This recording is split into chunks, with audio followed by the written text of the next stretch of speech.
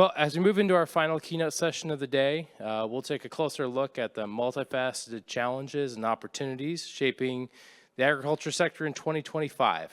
Discussion will center around critical areas of price forecasts for agricultural row crops, farm finances, and agricultural policy. Leading this session is Ben Brown, an agriculture extension economist at the University of Missouri, who brings a wealth of knowledge and expertise to help us navigate these critical topics. Please join us in welcoming Ben Brown.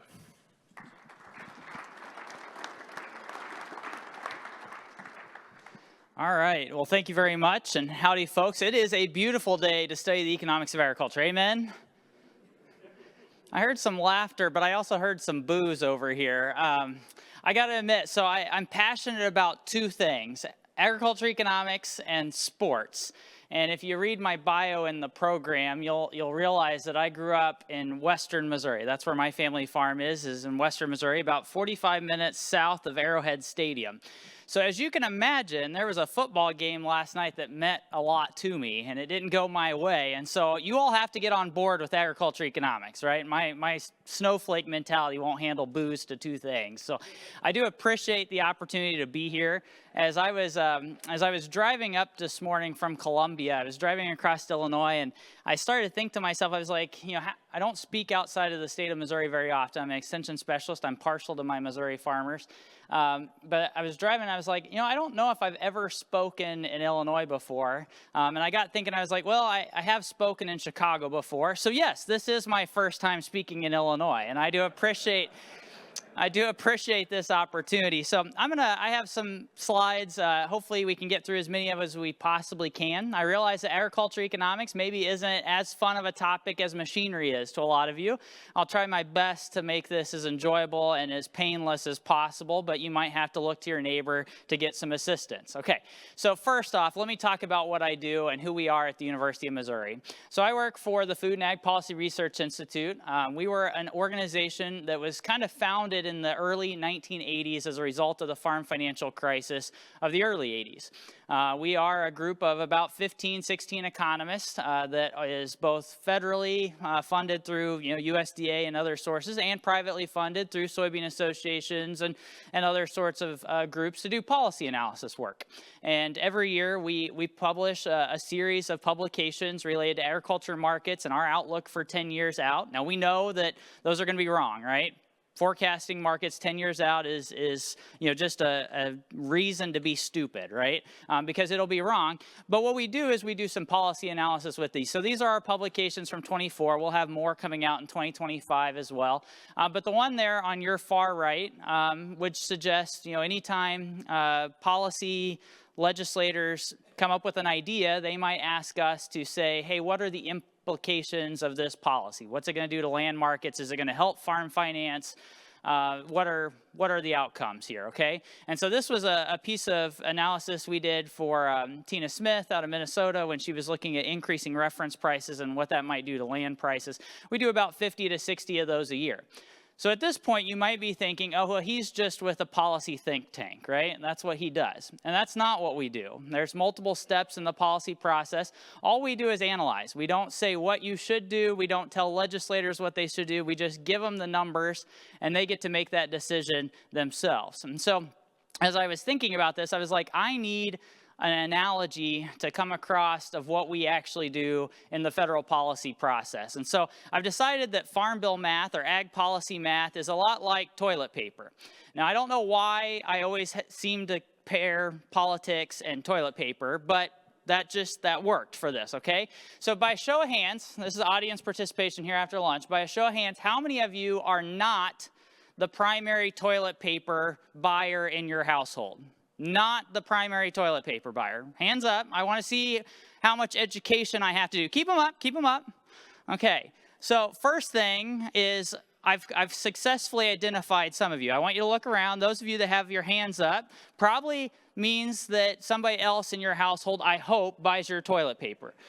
If not, there is a above zero chance that you don't use toilet paper, and that concerns me, right? So now everybody else can see who not to shake hands with, right?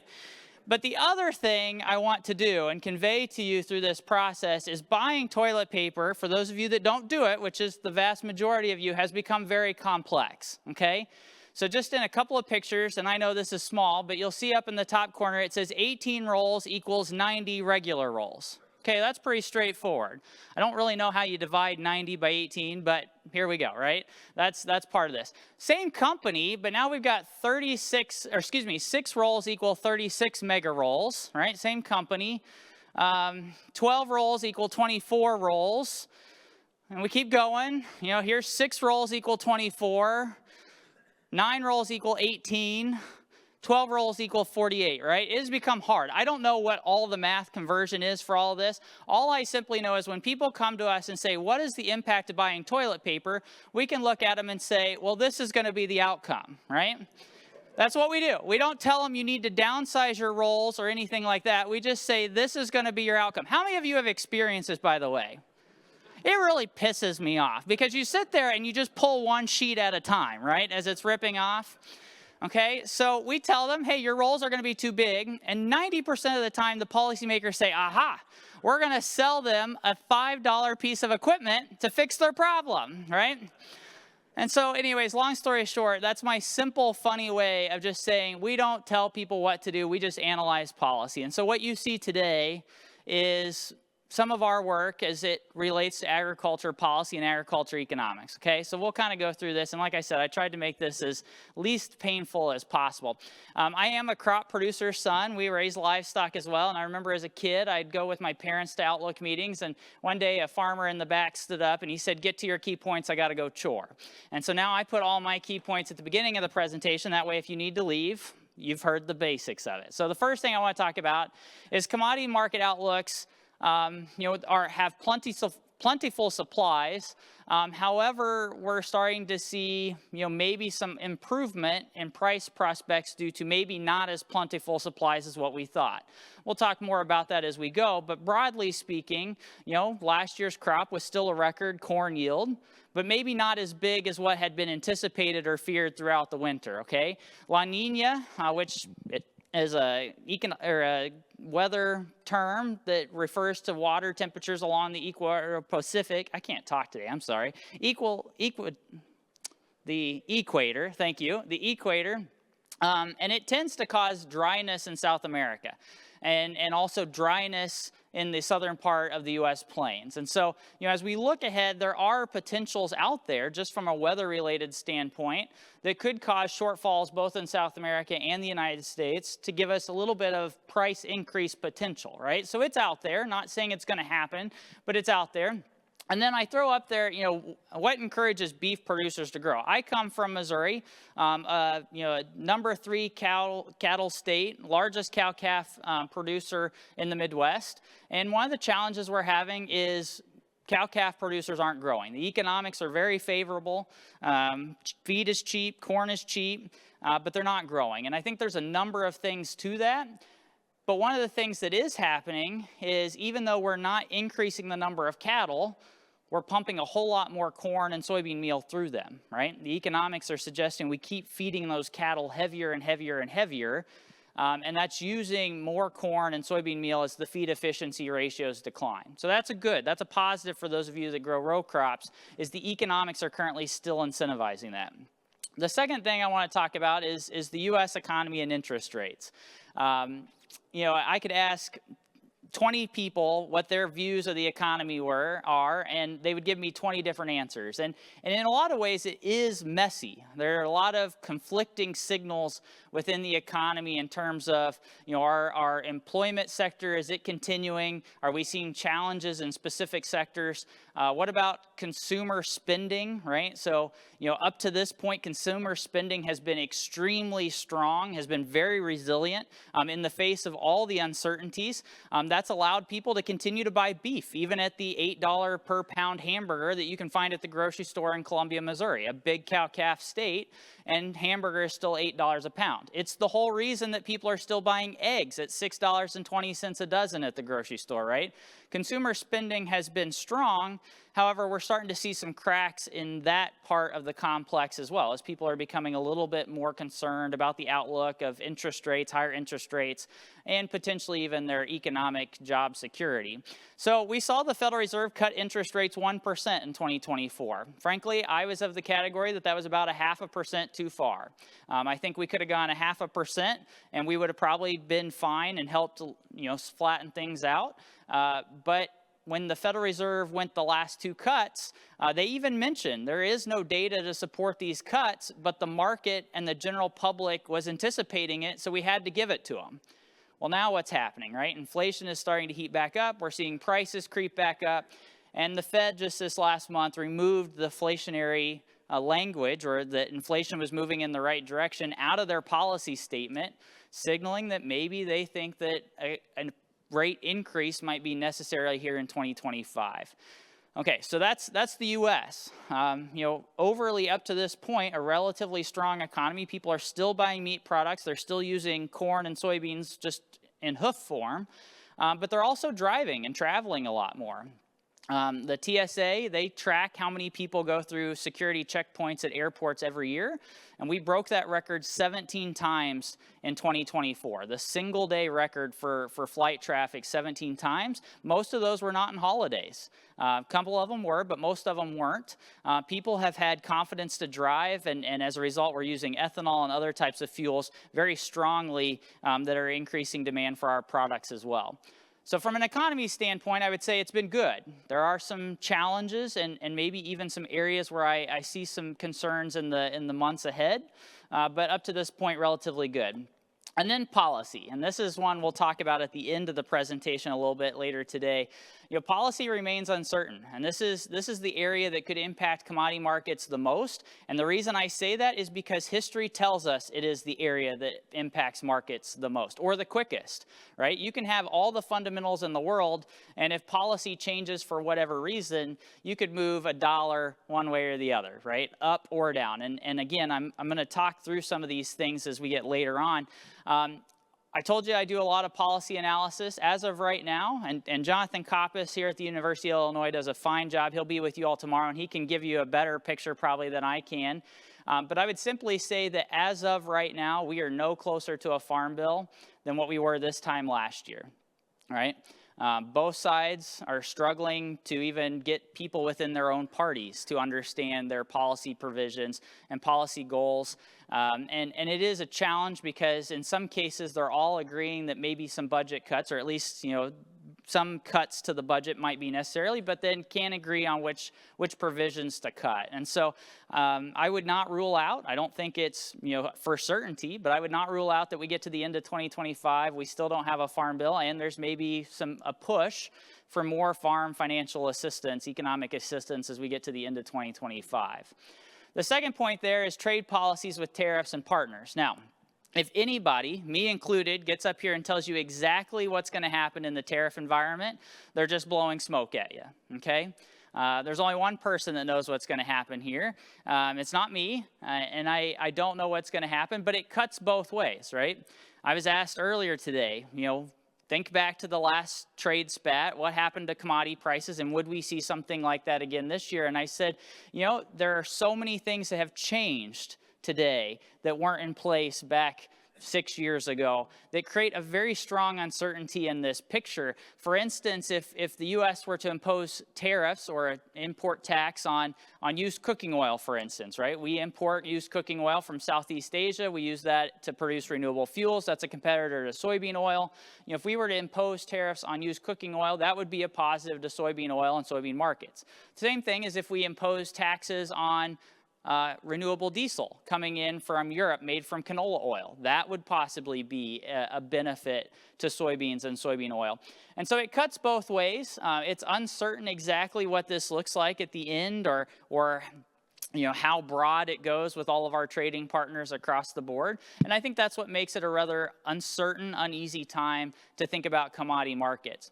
The final thing I'll put up there is the U.S. Treasury Department is still in the process of reviewing, the tax credits, the 45Z clean fuels production credits. The previous administration had the opportunity to put rules in place. They released some text at the end of their term.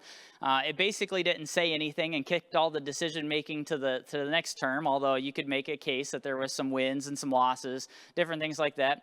But it still remains in a wait and see flex as we head into 2025 as well. So there's a lot of uncertainty. I'll talk more about policy when we get to the end.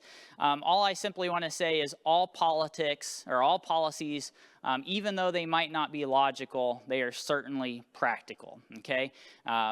And let me tell you a quick story. Some of you may have heard this story before, but I'm a graduate of Kansas State University. I was in a fraternity at Kansas State. Every Wednesday we had chapter. My fraternity brothers and I would go down, three of us, we'd go down to the local district, to the bar, and we'd have a beverage. And we'd sit there and we'd drink beers together. And we did that every Wednesday. And graduation came, it was time to go our separate ways, and we decided we wanted to keep that pact together. And so we decided that wherever we were going to go to the local bar, we were going to order 3 beers, each of us order 3 beers, and we were going to drink them, and by doing that, we were going to be drinking together. So this went on. One became a lawyer in Southwest Kansas. One became, an equipment dealer in Georgia. And then, of course, I became a professor at the University of Missouri. And this went on for a while. And the lawyer in Southwest Kansas would go every week. And the bartender finally got up the courage and said, "Why do you order 3 beers all at the same time? Why don't you order 1 beer and drink 1 beer, and then when it's done, drink a second, order a second, and that way you always have fresh beer?" And he smiled. My friend, his name's Reagan. He said, "No, you don't understand." He's like, "I've got 2 fraternity brothers elsewhere in the country. They're doing the same thing, and by doing this, we're all drinking together." And so this went on for a few more weeks, and Reagan came in one week, and he ordered 2 beers and sat there and was drinking 2 beers. And the bartender got concerned, thought the worst had happened, and he said, "My condolences, I'm sorry for your loss." And Reagan smiled. He said, "Oh, no, you got it all wrong. Everybody's fine, everybody's healthy. But last week, my wife coerced me into joining the Baptist church. And I signed a no drinking pledge. But that doesn't apply to my 2 brothers."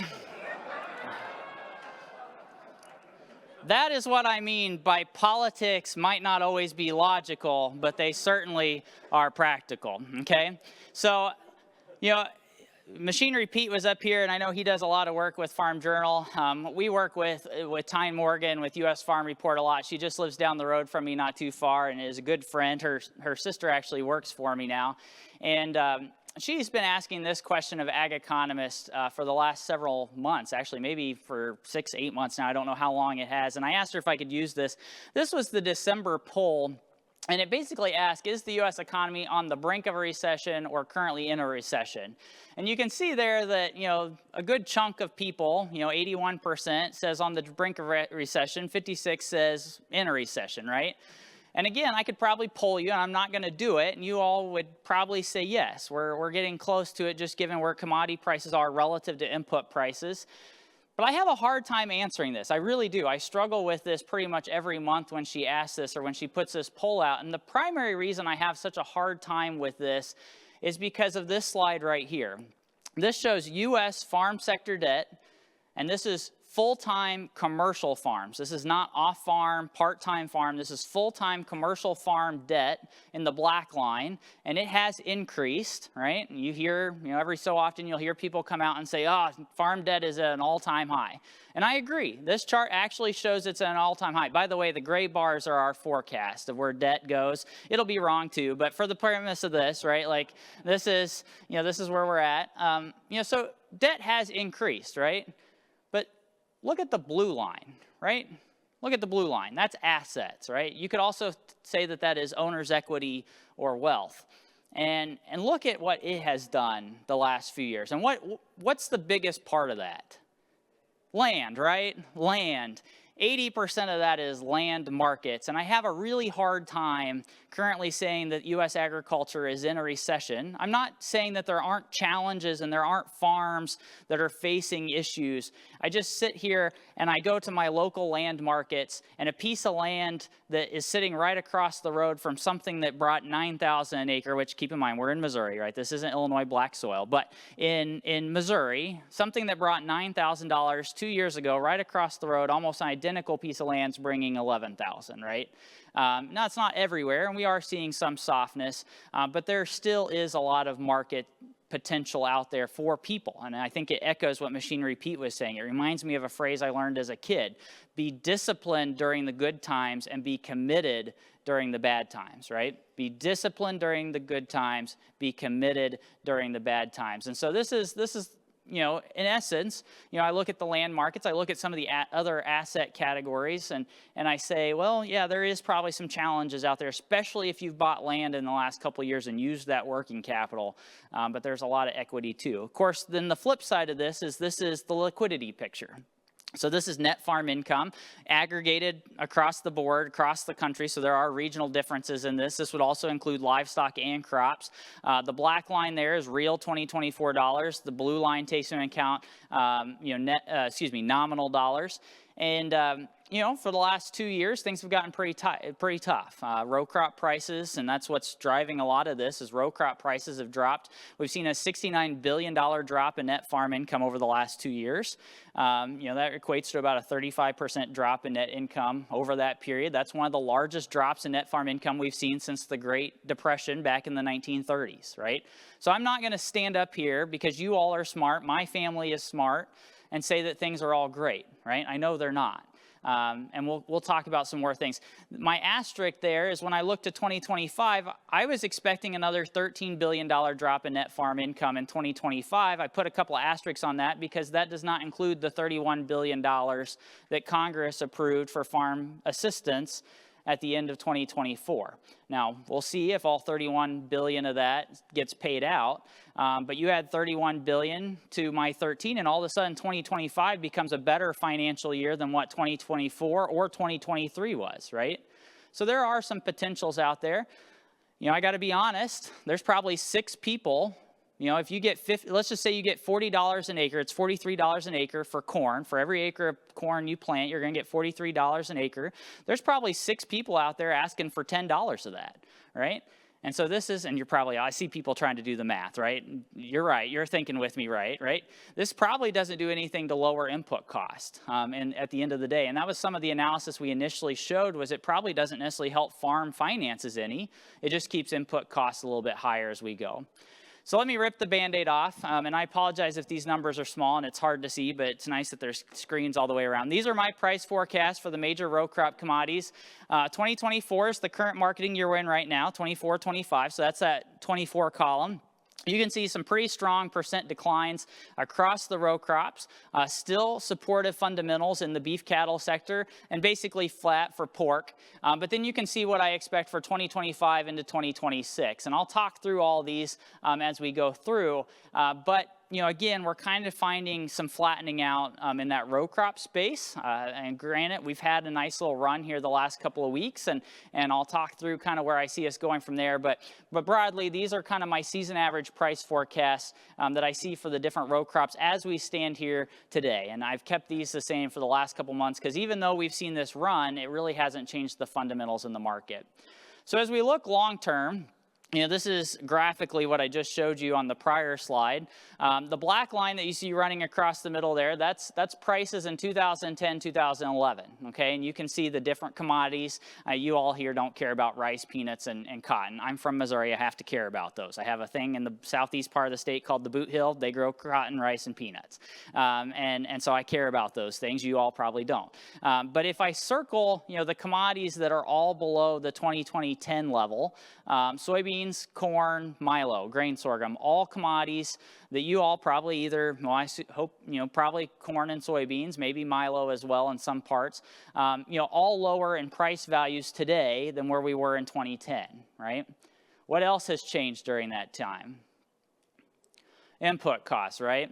And so we work with some colleagues here at the University of Illinois. By the way, Gary Schnittke, Nick Paulson, Joe Jansen, great people, wonderful friends. You all have a wonderful, wonderful set of applied economists here at the University of Illinois, the best probably in the country as a set, and some individuals that are probably the best in their field as well. So if you get a chance, thank them for what they do. But we worked with them. These are Illinois aggregate cash crop expenses. So these are just field crops. These are added up across the state. And you can see the giant jump there in 2022-23 where fertilizer expenses really jumped up. We saw some other categories jump up. We've seen some softness in the different categories, but broadly speaking, input costs do not return, or at least our expectation is input costs do not return to the levels they were prior to the run-up in 2022. That's going to be a challenge for us to work through. It's always a challenge when I'm speaking to audiences during really, really good seasons. I always say, watch your cost. Be disciplined during the good years. Watch your cost. Because these things will turn around. And so if we pull all these together, this is Illinois farm income changes. The first bar that you see there on your left, that's aggregate farm income for Illinois in 2024. And then you can see how the income changes across the board. Crop receipts down $2 billion due to lower commodity prices. Livestock receipts down just a little bit.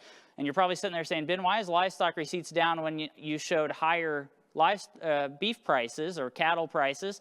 And my answer is simply, you don't have as many cattle as you think you do either. Just like Missouri, Illinois, and other places have reduced herds due to these high prices. It's really hard to retain heifers when they're bringing $2,000 plus at the auction barn, right? And so fewer cattle to sell lowers receipts there across the board. A little bit of relief in production expenses, but then as you can see, net farm income down almost $1.5 billion as we head into 2025. Okay, so this is the reason. Economics is not a fun science, by the way. There's a reason you all booed me at the beginning, right? It's a dismal science, right? But I would simply say this is the area of the ag economy where I can look to and say, oh yeah, there's definitely some challenges. I see it. It's not everybody, but I can see it and I can almost paint a picture for it. The reality is we're going to adapt. We're going to manage around this, right? Most of you probably aren't sitting there saying, I'm not taking the risk on this. You're here bettering yourselves and those around you, your friends and family, because you believe in moving forward. You believe in the future of agriculture just like I do. And so we'll figure out a way around that. And that's what I want to spend the rest of my time, or whatever time I've got, is talking through the outlooks and then also some strategies as we go ahead. First off, let's start with corn, and then we'll do wheat and finish with the soybeans, because that's who's hosting me. We'll finish with the best for last here. But corn yield came in at a record 179.3 bushels the acre as a U.S. national average yield, right? Still a record, but that was below where the expectations were heading into the crop production of 183.1. We've hit kind of a little bit of a ceiling here as it relates to corn and soybean yields, frankly.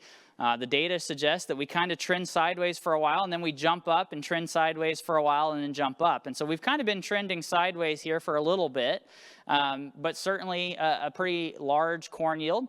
We didn't have as many acres, and so we don't have as much supply that we have to work through, although we do still have 16.7 billion bushels of corn that we need to work through in this next year. Now, the positive of this is demand has been very good on the corn side, right? And I can paint, in about a month and a half, 2 months ago, I was speaking to an Outlook audience, and I was driving home, and I thought to myself, damn, I'm actually kind of bullish at corn. And I had to think to myself, I was like, do I actually believe I'm bullish? And I kind of came to the conclusion I was.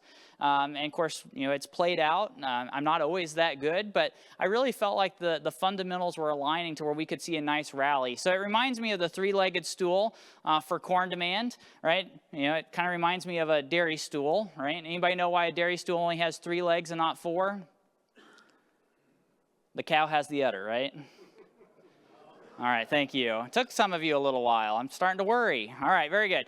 So I'll go through this really quick because it's something that I think has been supporting the commodity markets. Feed and residual demand has been good, even though we have less animals. We've been pumping a lot of corn and soybean meal through those. The risk here is that the economics turn where all of a sudden consumers are worried about the outlook for the macroeconomy and they stop paying packers and feedlots to feed those cattle heavier. It has happened before, right? We have history that the economics will last until the economy and the consumer turns, and then all of a sudden packers start discounting the feedlots for feeding those animals too heavy, and the feedlots start to back off, right? But for the time being, it's hanging in there. Corn use for ethanol. I told you people have had the confidence to continue driving. We've seen very strong usage for corn-based ethanol. Just this last week, or the end of January, we consumed 327 million gallons of ethanol. That's just short of the all-time record weekly production of corn-based ethanol. And then finally, the exports have been strong. Even in the face of all the tariffs, the exports have been strong. The concern I have is of all, the strong growth in exports on the corn side have been led by Mexico, and about half of what Mexico has bought remains unshipped. Okay, so historically, we've been irritated when China has canceled sales. It's not China this time. Mexico's holding a lot of those outstanding sales. And I do worry about, if we did see, some type of increase or escalation in tariffs, if they wouldn't start canceling corn-based sales from the United States. That is a risk and a concern that hangs out there. I should have also mentioned on the corn-based use for ethanol, the key players are playing good. Your Patrick Mahomes, your Travis Kelce are doing their job. Now we're looking for some of the other role players to step up in the ethanol market as well. And so, we have some opportunities in that export space. Increased ethanol exports to Japan could be an area of growth and opportunity that goes along and is a role player to the key players. Hopefully you all don't mind me using Chiefs terms, right? Oh, by the way, I'm not supposed to say branded names in recording, so I guess the Kansas City Leafs. We'll go with that. The price forecasts I showed you earlier are all based on a distribution of outcomes. So everything you see here on this slide is a possible price outcome for 24, which is the first one, 25, which is the crop you'll plant this summer, and then 26, which is the far one, right? My dad asks me all the time, I have a loving relationship with my dad, and he goes, well, you're never right. And I said, yes, I am. One of these will be right. I just don't know which one, right? The reason and the way we use these on our farm is the ranges, right? You'll see a 25th and a 75th percentile on there. Those are prices that we plug into our enterprise budgets to look at cost management. Those are ranges we use in grain marketing. That is our sensitivity analysis to figure out how much financial risk exposure we have in our operation, right? That's how we use this. Just to, if we planted 95 million acres of corn in the United States this summer, right, the price is going to be a lot lower than where it is today. Right? That's a fact, and it's represented in these dots that you see here. So the 25th and 75th percentile represent that. I want you to notice that the, for corn, the 25th percentile, 25% of those observations fall below $3.50, right? So it is possible, maybe not likely, but it is possible that we see a low $3 season average corn cash price in 2025-26. And I'd love to hear from all of you about your acreage in 2025, because at least certainly looking from seed company data, seed companies sold a lot of seed corn. And that does concern me as we look at acreage in the years ahead. All right, another fun story real quick. When I was putting this together, I was trying to figure out who Illinois' rival is in sports. I told you I love ag economics and sports, so I'm a big sports fan. Who's your natural rival in sports for Illini fans? Iowa. If I said Jayhawks, would that make your butt pucker? Maybe. Okay, well, just amuse me then. Okay, I'm a Missouri grad. I have degrees from Kansas State University and Mizzou, right? And our hated rival is those Kansas Jayhawks down the road, right? So Tyne Morgan and her farm report came to the University of Missouri for their road show earlier this year. We had a wonderful time. My student assistant they have a sign contest. You can win $500 if you have the best sign. And my student assistant wasn't going to enter a sign contest because I found out the year before she came, she entered a sign and she won. She was named the winner. But because she was a high school student, they ruled her ineligible.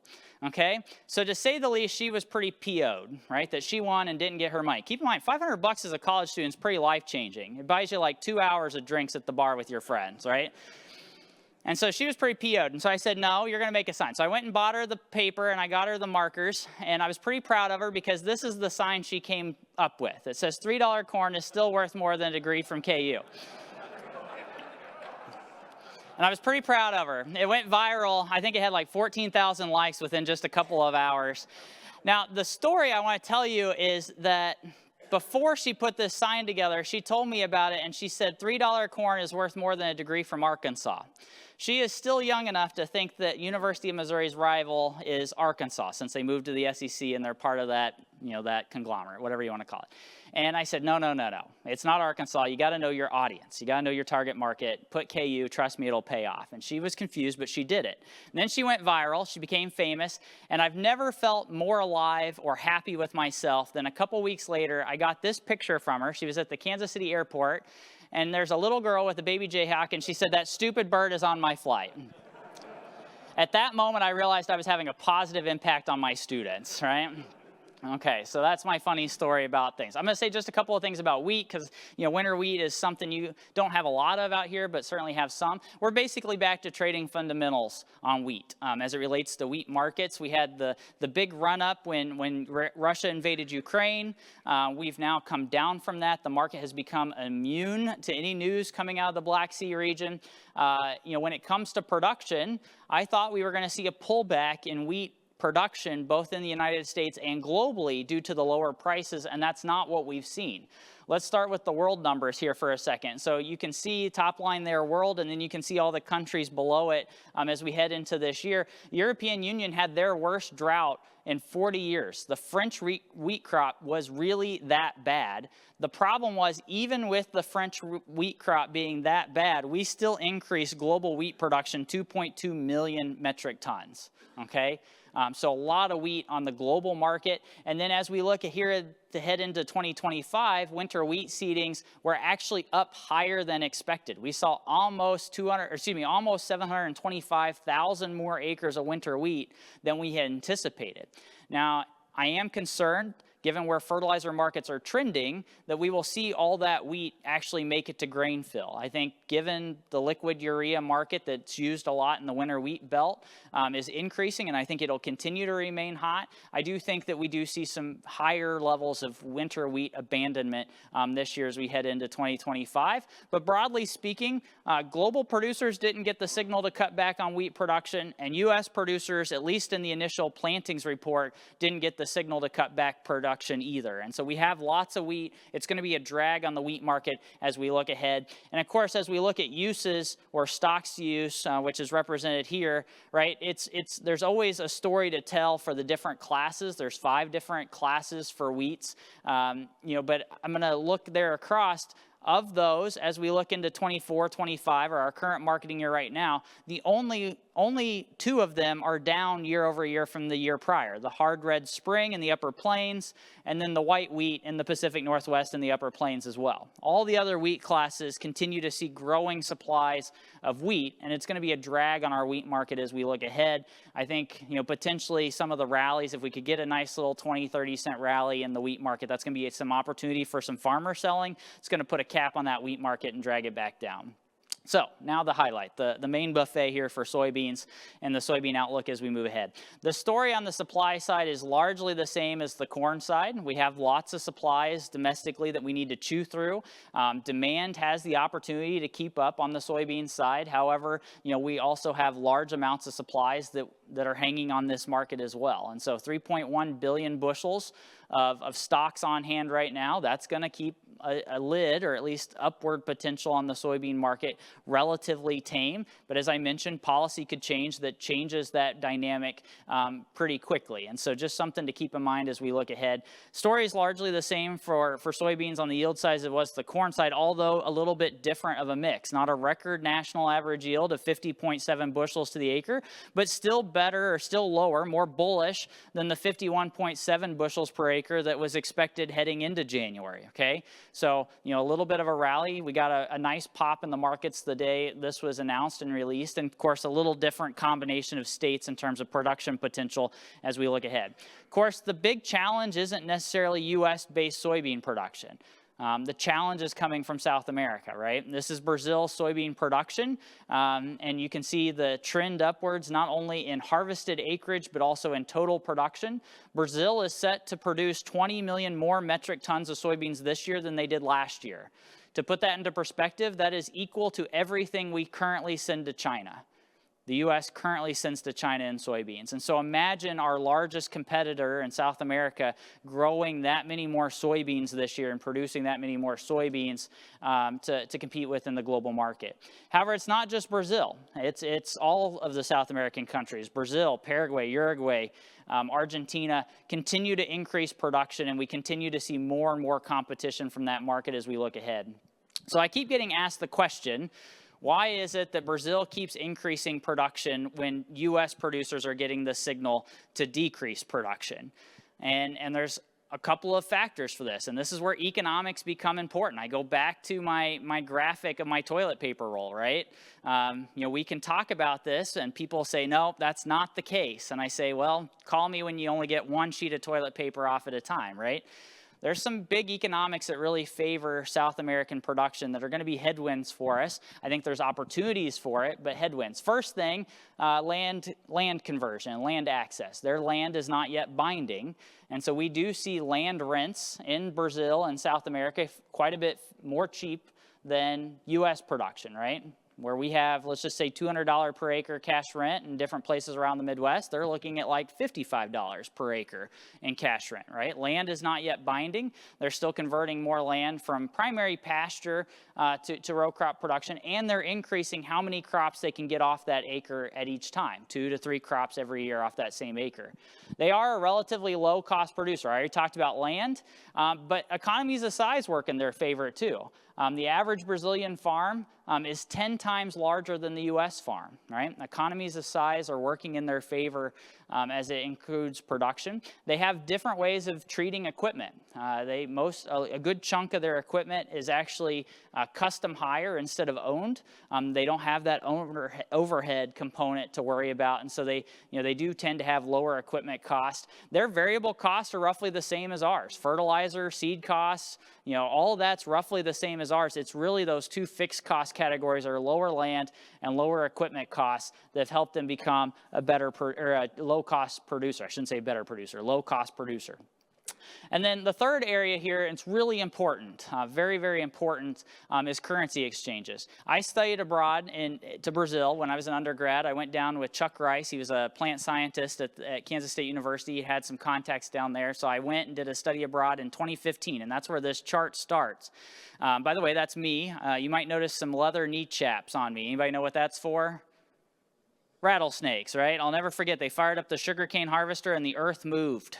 It was disgusting. I was down there. I learned a lot of things, but that's the thing that sticks out in my mind to this day. When I was there, I could have traded $1 for 2.5 Brazilian reals, right? That was the exchange rate. Today, it's closer to $1 to every 6.7 Brazilian reals, right? So let's just think about this, right? If you're going to sell a bushel of soybeans, and let's just say back in 2015 when I was there, soybeans were $15 a bushel here in the let's make it $10. $10 a bushel here in the United States, for simple math, right? That meant that Brazilian producers were selling them at 25 reals, right? Reals, right? That's what they were selling per bushel. Today, if soybeans are $10, they're selling them at 67 reals a bushel. Now, they're paying more on the input cost side, but they are getting the market signal that prices are increasing, right? That soybean prices are increasing, and that's creating a challenge. As I go back and talk about the macroeconomy environment that I started with at the beginning of this, right? The Federal Reserve might be forced to increase interest rates. Inflation might creep up high enough that the Federal Reserve has to increase interest rates. At the same time, nearly every major economy in the world is struggling, and they're decreasing interest rates, right? We just saw it this last week. Europe and other places decreased their interest rates. That brings more interest to the U.S. dollar, causes the dollar to increase, and we see this exchange rate continue to worsen, right? That is a challenge for us, I think, as we look ahead in the year. So I know I'm running up against time, and I'm going to wrap up here with just kind of a quick summary. But first, I want to tell you a quick story because this is valuable information you need to know, and I'm giving this to you for free, okay? So a year ago, I had my car stolen, okay? I was pumping gas. I stopped at a gas station. I was pumping gas, and I was standing there pumping gas. Somebody jumped into my car. I heard the doors lock. I turned around about the same time. The car started and drove off, right? I was standing right there banging on the window when the car drove off. And so this year for Christmas, my mom got me this book, The Worst Case Survival Handbook, right? It wasn't very nice of her, frankly. I was kind of PO'd at her, but she gave it to me anyways. However, I noticed that it didn't have anything in there about car thefts. And so I have taken it on myself to educate the public that this is what you do to prevent your car getting stolen at a gas station, right? Never buy a vehicle with the gas pump on the passenger side, right? I went to buy a car. After it got stolen, it was obvious I wasn't getting my car back. I went to buy a car. The guy asked me, what type of car are you looking for? I said, anything with a gas tank on the driver's side. He looked at me funny and I said, nope, that's my requirement. That's the only request I have. Second thing here, always lock your car, even when standing there and pumping gas. When the police showed up, they asked me, they said, how did he get in your car? I said, I assume he just opened the door and got in. And they said, it was unlocked. And I said, yes, I was pumping gas.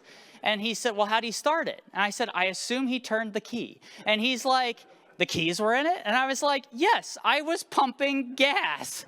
This is not my fault. This should not be a problem, but evidently it is. So always lock your car, even if standing right beside it. Third, aging, failure, or public speaking are not the worst things in the world.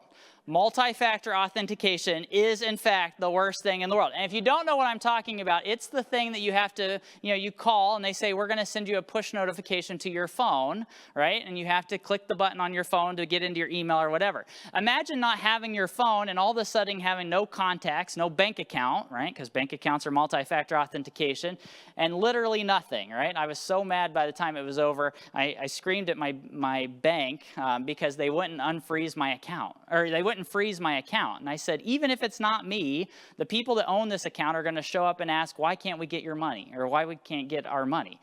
Please freeze my account. Fourth thing, you probably don't know as many phone numbers as you think you do, right? Many of the phone numbers you have memorized are landlines that no longer exist, right? The only phone number I knew by heart was my dad's phone number, my dad's cell phone number. I called him, he didn't answer. I called on a stranger's phone number, so I didn't leave a message because I was like, well, he'll call back and this person will be gone. What good's that do to me? So after this was all over, I said, Dad, did your phone ring after, we were talking about the scenario? And he said, well, yeah. And I said, were you next to it? He said, well, I was holding it. And he said, I didn't know who it was. He said, I figured if it was important, they'd leave a message. I said, Dad, next time answer your damn phone. And then the final thing is, remember that they likely have your address from your glove compartment box. They have your house keys from your key ring, and they have your garage door opener while you're stranded on the side of the road. They did show up at my house. Luckily, they didn't get anything. But these are just my reminders that I give for you to free. My point of this, and yes, this was a kind of, I hope, humorous to you. It was painful to me at the time, but I can laugh about it now. I do think there are challenges from South America soybean production. I do. However, I do think there's also opportunities and management considerations we can learn from the experience as well. My challenge to you is to find those opportunities. Work with us. I just wrote a blog about how I think this is changing management of storage, right? I think there's opportunities to learn and be a better presenter as we move ahead. So I think I'm out of time for this presentation. I do appreciate your attentiveness. If I can be of help to you, I'll probably refer to you to my colleagues in Illinois, but I'm always happy to help as well. And thank you very much for being an attentive audience. Have a great day.